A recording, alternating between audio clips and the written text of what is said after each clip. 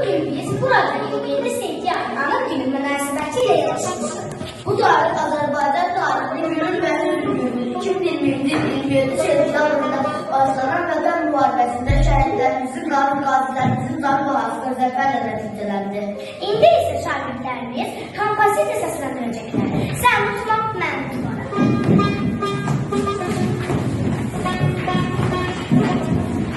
Bugün sessiz danışın, bayraklar görerek, sentyabrın 27'si unutulmaz hiçbir tek. Bir sabah uyandık biz, Qarabağ seslerini kaldık, vətən dediği erenler, gelin koruyun hakkı. Gedənlər dönmədi, geri döndü şehit zirvəsinə, atlarını uyandı tarih, qaliblik zərrəsinə. Ona gözyaşı töksü, uşaq hatasız kaldı, amma başı biz oldu, vətən sağ olsun dedi.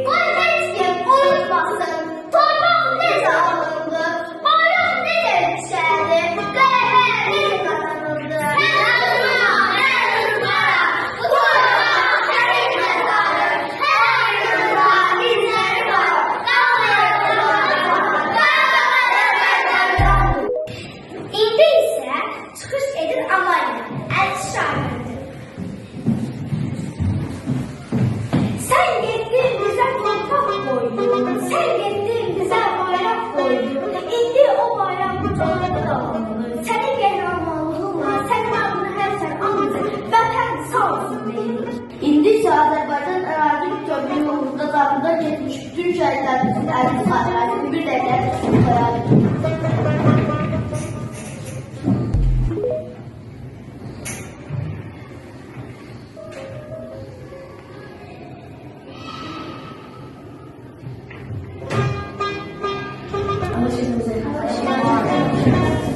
Söz verdi Zeynep ve Yağmur Abalı şahirin sesi.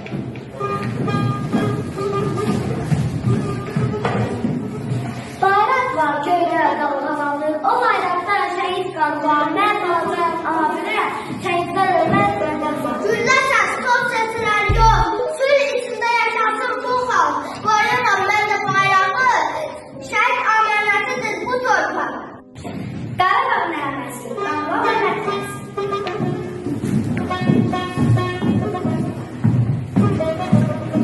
Ucaldı bayrak şələrdən, qürurla baxır. Qarabağ hürrət oldu, çırpınır ana torpaqda. Qisas yox ədalət oldu, vətən aldı haqq səsini. Şəhidlərin ruhu doldu, bayrağının rənglərini.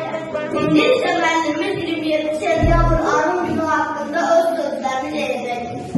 Əziz şagirdlər, bildiğiniz gibi 2020 yıl 27 sentyabrı Ali Başkomandan İlham Əliyev Anım Günü elan edildi. Şəhidlərimizin qəhrəmanlığının uğruna olmaz. Onlar bizə bu adda torpağın mirasını verirlər. Biz isə onu oxuyaraq, öyrənərək, vətənə layiq, vətəndaş olmaqla qoymalıyıq.